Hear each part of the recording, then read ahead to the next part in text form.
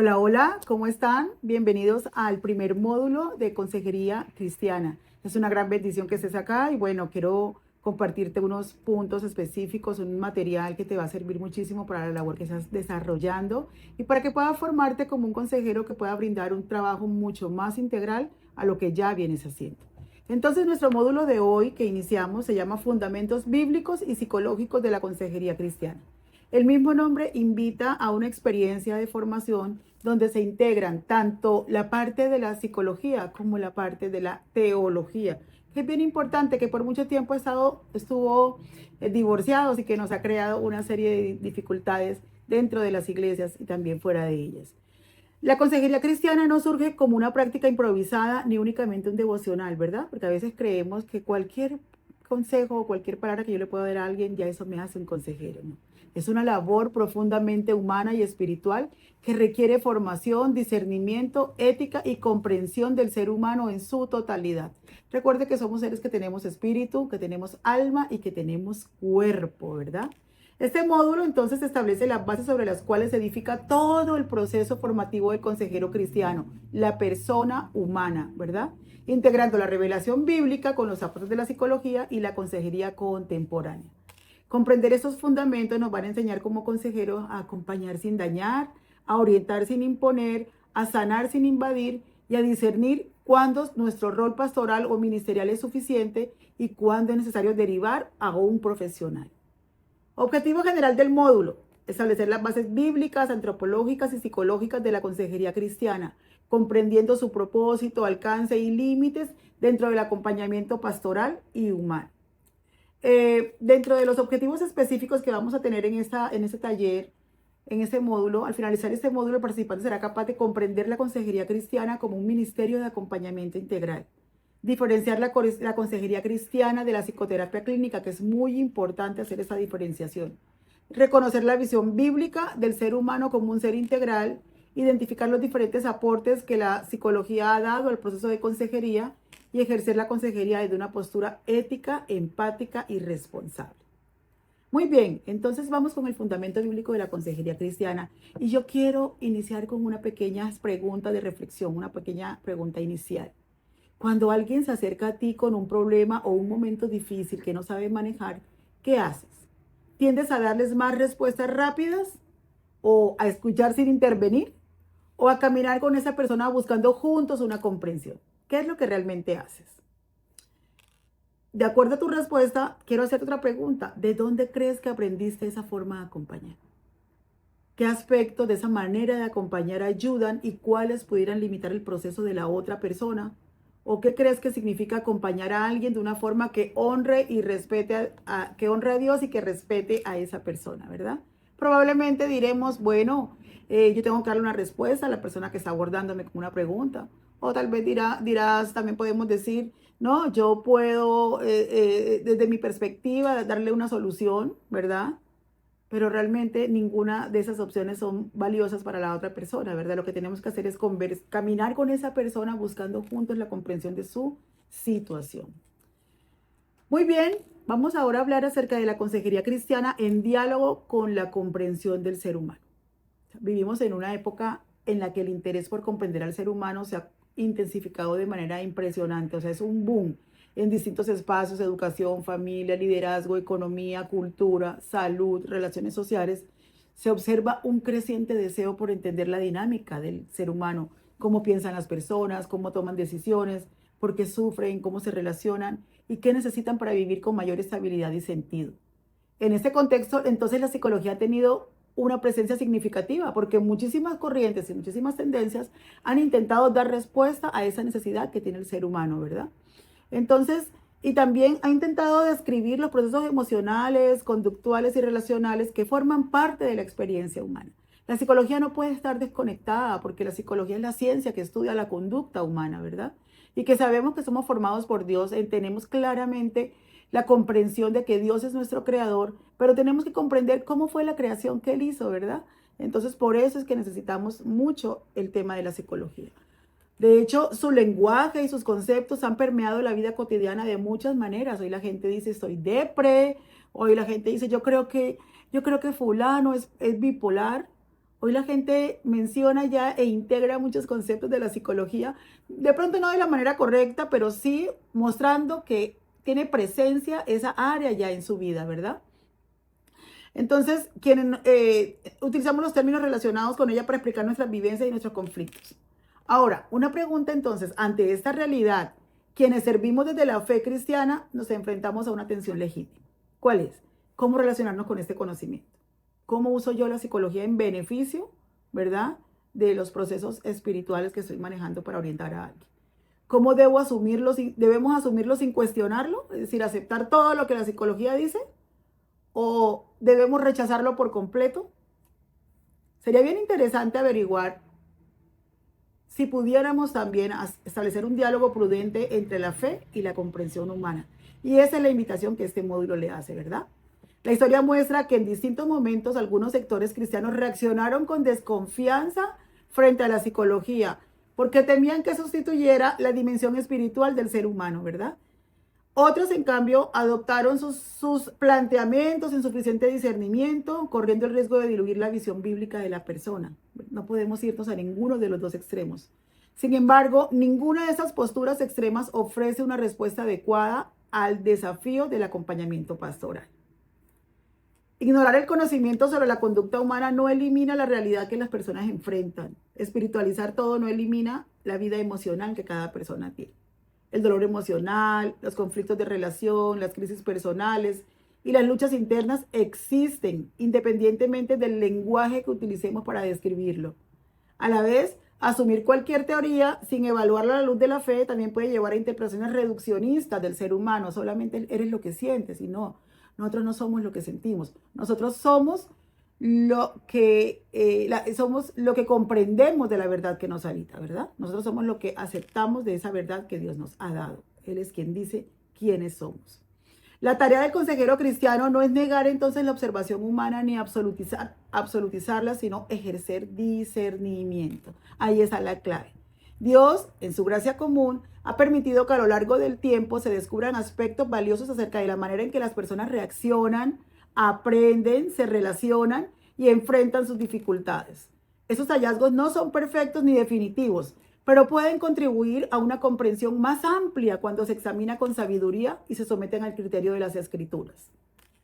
Desde esa perspectiva, entonces, el acompañamiento cristiano no desprecia el conocimiento, pero tampoco lo coloca por encima de la verdad revelada. Aprender a recibir aquello que ayuda a comprender mejor a la persona y descartar lo que contradice la visión integral del ser humano creado por Dios. Ese es el acompañamiento que nosotros debemos estar haciendo. A lo largo del desarrollo de la consejería han surgido diferentes formas de acompañar. Algunos enfoques enfatizan la orientación directa del consejero, quien ofrece guía clara frente a un problema. Y eso también lo podemos ver en la consejería cristiana. El consejero o el terapeuta en la psicología secular está escuchando lo que la persona tiene, pero está dirigiendo el proceso, ofreciéndole una guía clara acerca de un problema que él tiene. Esa manera de apoyar a las personas o de acompañarlas se denomina técnica directiva. Otra forma de hacer la consejería privilegian la escucha profunda. Hay unos modelos en la psicología donde el terapeuta solamente está escuchando a alguien, de donde van a hablar y a hacer catarsis, ¿verdad?, acerca de lo que ha estado viviendo. Entonces, este tipo de consejería confía en que la persona puede encontrar caminos de comprensión cuando les brinda un espacio seguro, es decir, es una técnica permisiva. Tenemos la técnica directiva donde el consejero guía, o la técnica permisiva donde el aconsejado es quien es capaz de encontrar la solución de sus problemas bajo una orientación que le damos, ¿verdad? Pero existen otros modelos que promueven el diálogo activo entre el consejero y el aconsejado. Participan activamente en la consejería, en la búsqueda de claridad, en la búsqueda de respuesta, y este modelo se llama técnica interactiva. ¿Podemos decir que hay una técnica específica? No, porque cada caso es muy particular. Estas diferencias no son simplemente metodológicas, sino que reflejan contextos culturales, expectativas relacionales y maneras distintas de comprender la autoridad, la libertad y la responsabilidad personal. Por ejemplo, en sociedades donde la autoridad es altamente valiosa, las personas suelen esperar orientación directa, ¿verdad?, que es dirección del consejero. En contextos más individualistas, se privilegia la exploración personal y el diálogo. La misma Biblia muestra que el acompañamiento no se reduce a una técnica única.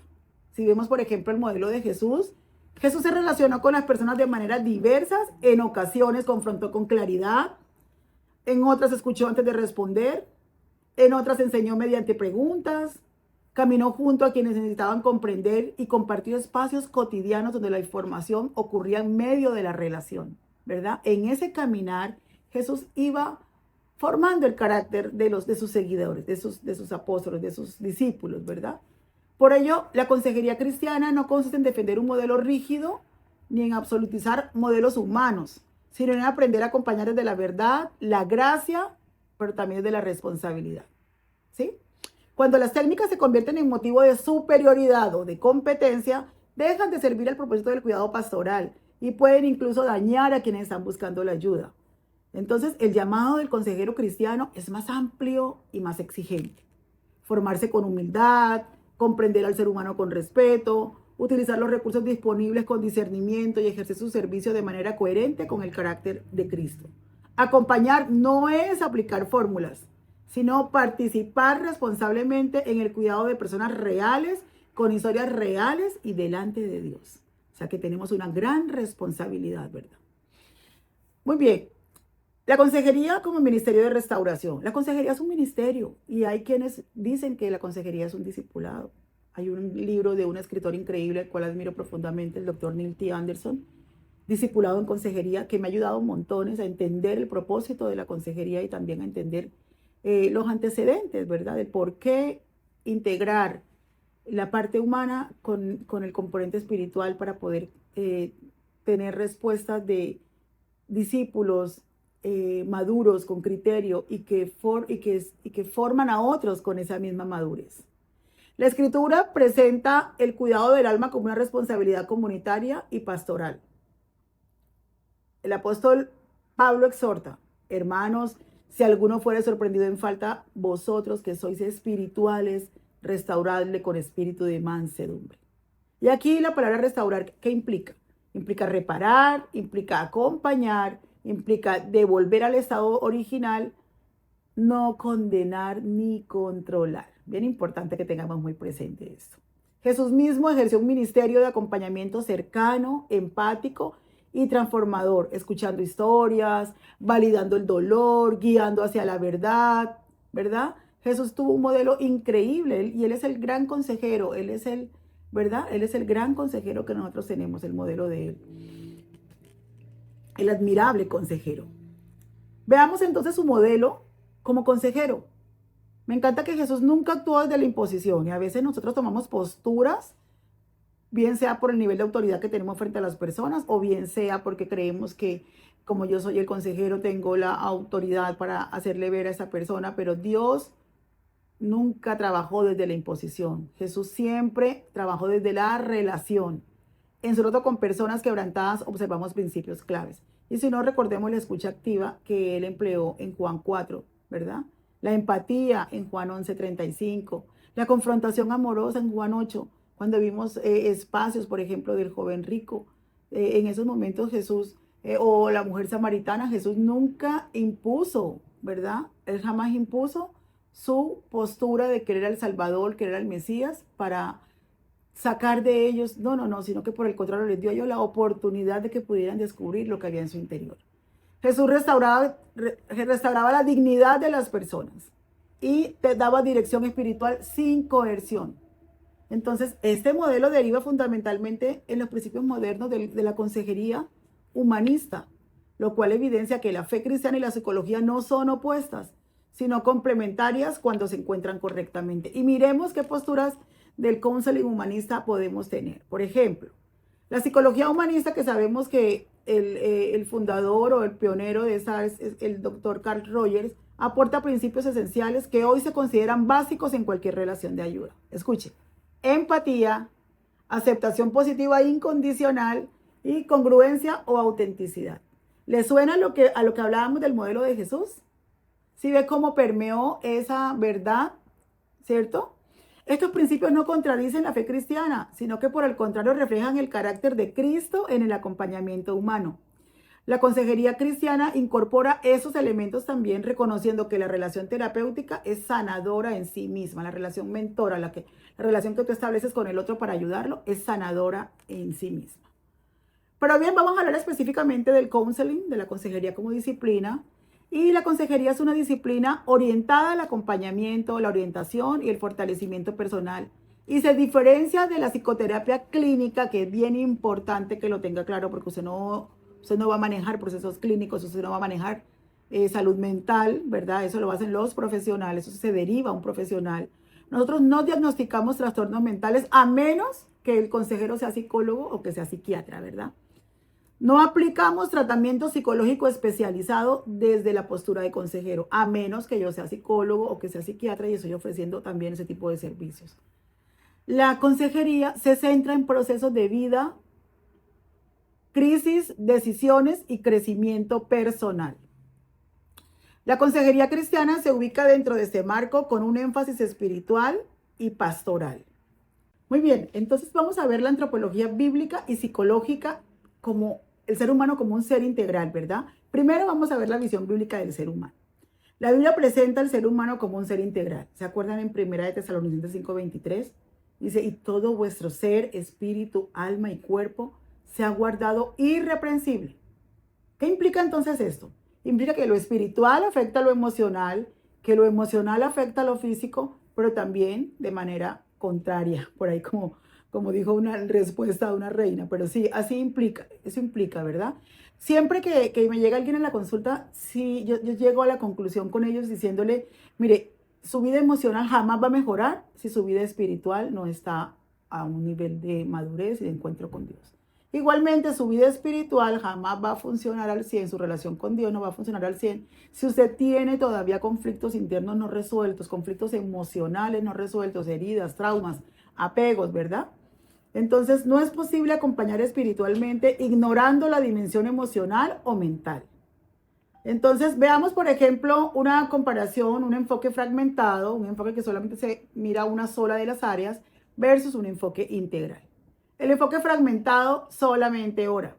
El enfoque integral ora, pero también escucha la necesidad emocional de la persona, valida sus emociones, no invisibiliza, sino que hace presente lo que la persona está sintiendo. El enfoque fragmentado espiritualiza el dolor, mientras que el enfoque integral valida la experiencia humana. El enfoque fragmentado minimiza emociones y el enfoque integral reconoce emociones. El enfoque fragmentado da respuestas rápidas. Tengo que decirle algo, tiene que irse con algo que tenga que decirle yo.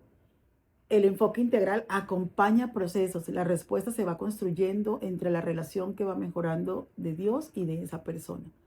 El enfoque fragmentado culpa la falta de fe. Espiritualiza prácticamente todo lo que estamos sintiendo. Y el enfoque integral discierne las causas. Entonces, la consejería cristiana integral adopta el enfoque integral del que estamos hablando, alineado tanto con la Biblia como también con los postulados de la psicología moderna. Vamos a ver la diferencia entre discipulado, consejería y terapia. ¿Qué es y qué no es la consejería cristiana? Y vamos a empezar a mencionar qué sí es. La consejería sí es acompañamiento humano y espiritual, es escucha empática, es orientación basada en la palabra, es proceso relacional y es ministerio de restauración. Qué lindo, ¿verdad? ¿Y qué no es? En cambio vemos que no es. No es psicoterapia clínica, no es diagnóstico de trastornos mentales, no es dirección autoritaria, no es control espiritual y tampoco es un sustituto, que eso es bien importante, no es un sustituto del tratamiento profesional. La derivación a un profesional siempre tiene que estar a la puerta de nuestro trabajo con una persona, porque hay situaciones que se salen de nuestras manos y que es importante que se les dé el manejo profesional que requiere. ¿Bien? Y eso hace parte de lo que vamos a hablar ahora, acerca de los alcances y los límites del consejero cristiano. Un consejero cristiano responsable reconoce sus límites, no va más allá de donde no puede dar. No actúa fuera de su formación, ¿verdad? Tengo que basarme en el criterio de mi formación espiritual, profesional, personal, para poder basar mi apoyo, ¿verdad? Frente a lo que la persona necesita escuchar. El consejero cristiano responsable deriva cuando es necesario. Bien importante eso. Protege la dignidad del aconsejado, pero también cuida su propia salud emocional y espiritual. Ese trabajo de consejería exige mucho relacionamiento con Dios, mucha cercanía con Dios, mucha intimidad con el Señor, porque finalmente no son tus ideas las que vas a llevarle a una persona, sino el mensaje claro y específico de lo que Dios quiere hablarle a esa persona. En cuanto al tema de la derivación, no lo podemos ver como un fracaso. Ay, no fui capaz, eso me quedó grande. No, no, no. La derivación no es fracaso, la derivación es ética, ¿verdad? Nosotros no podemos atender más allá de lo que nuestro alcance nos permite. Y no podemos descuidar la atención profesional de una persona que esté con nosotros en una consejería solo por pensar que va a decir que yo no soy capaz o que yo no sé. No, nosotros tenemos un proceso de acompañamiento donde llevamos a las personas a acercarse al Señor, validando y escuchando sus necesidades emocionales para que puedan resolver sus conflictos internos. Pero la parte profesional la hace un profesional de la salud mental. No podemos entrar a jugar con diagnósticos o colocarle una etiqueta a alguien como, yo considero que esa persona es depresiva. No, no, no. Es bastante delicado y es una falta a la ética realmente.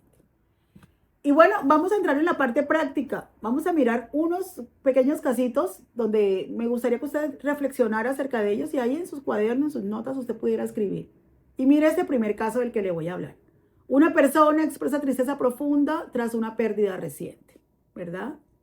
La reflexión que podemos hacer aquí ¿es un duelo normal o es algo más? Esa persona está expresando tristeza profunda porque tuvo una pérdida. ¿Qué puede hacer el consejero? ¿Y qué no debe hacer el consejero? ¿Sí? En el caso 2, una persona manifiesta culpa intensa y pensamientos recurrentes de condenación. La pregunta aquí ¿es espiritual, es emocional o ambos?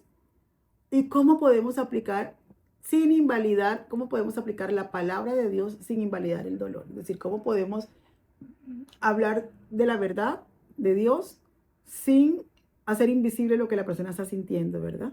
Entonces, bien interesante esos dos casitos para que usted los revise en casa y haga sus comentarios dentro del Classroom y nos cuente qué opina usted. Ahora, tenemos otras actividades formativas, como por ejemplo, qué ideas erróneas sobre consejería hemos sostenido en la iglesia y cómo pueden dañar a las personas. También haga su análisis ahí, su reflexión personal. Piense en su congregación como pastor o como líder, qué tipo de enseñanzas ha dicho que puedan de pronto dañar a las personas que han estado en consejería dentro de nuestras congregaciones.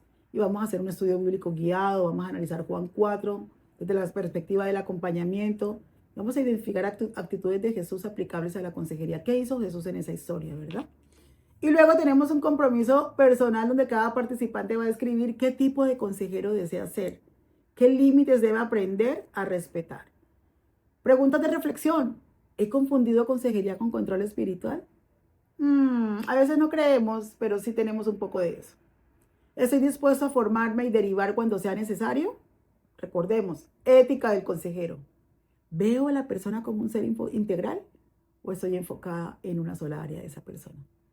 Muy bien, espero que esta clase haya sido de claridad para ti, introduciéndote al mundo de la consejería cristiana, que es un regalo de Dios poder ser puente entre las personas que sufren y Dios, ¿verdad? Qué lindo tener la oportunidad de ser consejeros, porque necesitamos personas que tengan el corazón de Dios, que tengan la formación de Dios, que tengan la palabra de Dios, para que puedan llevar consuelo a aquellos que están sufriendo y a aquellos que están viviendo una vida no grata y no están viviendo la vida abundante de la que Jesús vino a darnos. Muchas gracias, espero que haya sido de gran valor para ti esta jornada. Nos vemos en la próxima clase. Bendiciones.